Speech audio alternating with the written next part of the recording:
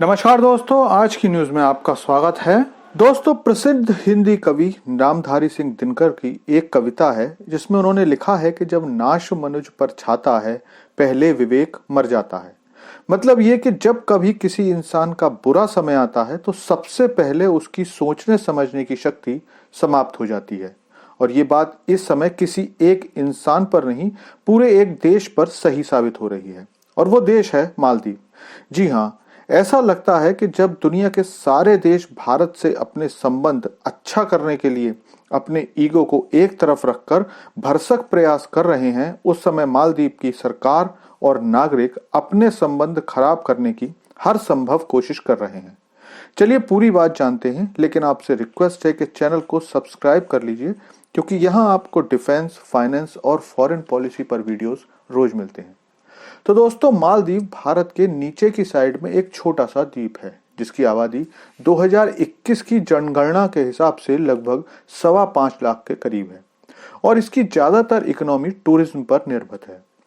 2022 में मालदीव की GDP 6.2 billion के पास थी और इसमें पर्यटन से होने वाली इनकम लगभग 28% है, जबकि कुल फॉरेन एक्सचेंज का 60% टूरिज्म से आता है। अगर मैं आपको आंकड़ा बताऊं तो 2021 में भारत से लगभग 3 लाख और 2022 में लगभग 2.5 लाख लोग मालदीव गए थे और ये कुल टूरिज्म का क्रमशः 23% और 14.4% है।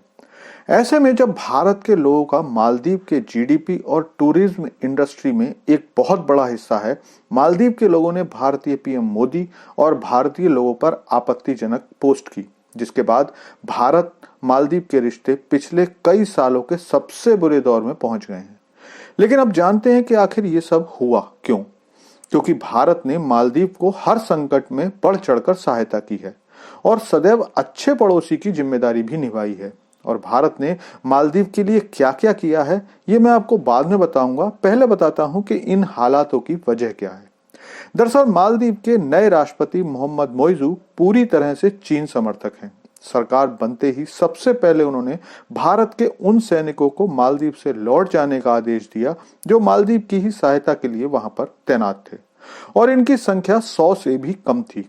पिछले 3-4 महीने से भारत इस मामले में मालदीव की सरकार से बात कर रहा था, लेकिन मालदीव के सख्त रवैये के कारण भारत परेशान था, क्योंकि भारतीय सैनिकों के वापस आने के बाद मालदीव पर चीन का एक छत्र प्रभाव हो जाता। इसके बाद भारतीय पीएम मोदी की पिछले दिनों लक्षद्वीप से कुछ फोटो आई, जहां वो लक्षद्वीप के स्थानों को टूरिज्म के लिए प्रमोट करते दिखे। इस सब को देखकर मालदीव के मंत्रियों ने भारतीय पीएम मोदी पर अपमानजनक पोस्ट की, जिनमें उन्हें अपशब्द भी कहे गए, जिसके बाद भारतीय लोगों का गुस्सा 7वें आसमान पर पहुंच गया और 2 दिन में ही 7,500 से ज्यादा होटल बुकिंग और 2300 से ज्यादा एयर फ्लाइट कैंसिल कर दी गई। और इस पर मालदीव के सोशल मीडिया में फिर से भारतीयों को भला बुरा कहा गया, जिसके बाद भारतीय लोगों ने इतना ट्वीट किया, इतना जबरदस्त जवाब दिया कि कल रात होते होते मालदीव सरकार की टूरिज्म साइट और मंत्रियों के अकाउंट क्रैश कर गए थे। लेकिन भारत सरकार की तरफ से इस पर कोई भी किसी तरह का हल्का बयान नहीं आया। इस दौरान ही खबर आ रही है कि Indian hotel company IHCL Lakshadweep में 2 होटलों को निर्माण कर रहा है, जिनमें 100 कमरे होने वाले हैं। लेकिन अब मैं बताता हूं कि भारत ने कैसे और कब कब मालदीव की मदद की, जिसे वहां की जनता और वर्तमान सरकार कोई अहमियत नहीं दे रहे हैं।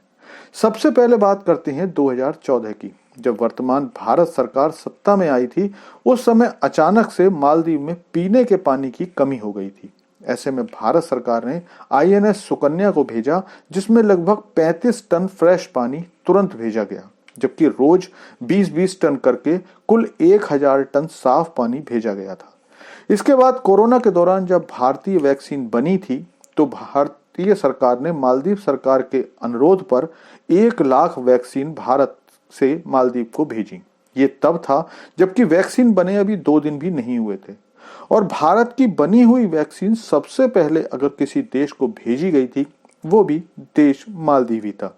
लेकिन आजकल मालदीव के व्यवहार को देखकर लगता है कि मालदीव के लोगों की बुद्धि भ्रष्ट हो गई है। वरना ऐसे समय में जब चीन जैसा देश भारत की तरक्की और व्यवहार की तारीफें कर रहा है और भारत से संबंध सामान्य करने का प्रयास शुरू कर चुका है, मालदीव, जिसकी हर विपरीत परिस्थिति में भारत ने मदद की, वो भारत से अपने संबंध खराब करने की हर संभव कोशिश कर रहा है। लेकिन इस मुद्दे पर आपकी क्या राय है, कमेंट करके बताइए। Thanks for watching video.